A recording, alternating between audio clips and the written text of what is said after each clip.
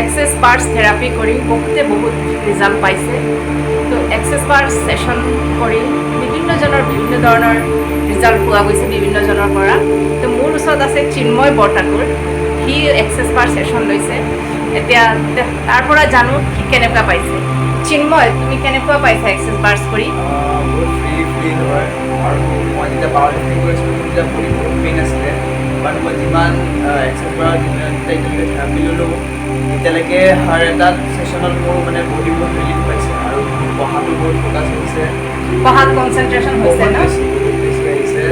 মই বহুত ফ'কাছ কৰিব পাৰিছোঁ, মানে য'তে মানে ফ'কাছ কৰোঁ পিছৰ তাতে ফ'কাছ কৰিব পাৰোঁ আৰু মোৰ ধৈৰ্য শক্তি বাঢ়িছে, তাৰ লগতে আৰু মানে এংগাৰ যোনটো ইছ্যু আছে সেইটো মোৰ বহুত কমিছে। চিন্ময়ৰ পঢ়াত কিন্তু ইমান কনচেনট্ৰেশ্যন নাছিল, কিন্তু এক্সেছ বাৰ ছেশ্যন কৰি পঢ়াৰ প্ৰতি বহুত কনচেনট্ৰেশ্যন হৈছে আৰু বিভিন্ন বেনিফিট পাইছে চিন্ময়ে কৈছে। তেনেকুৱা বিভিন্নজনে বিভিন্ন ধৰণৰ বেনিফিট পায় এক্সেছ বাৰ্ছৰ পৰা।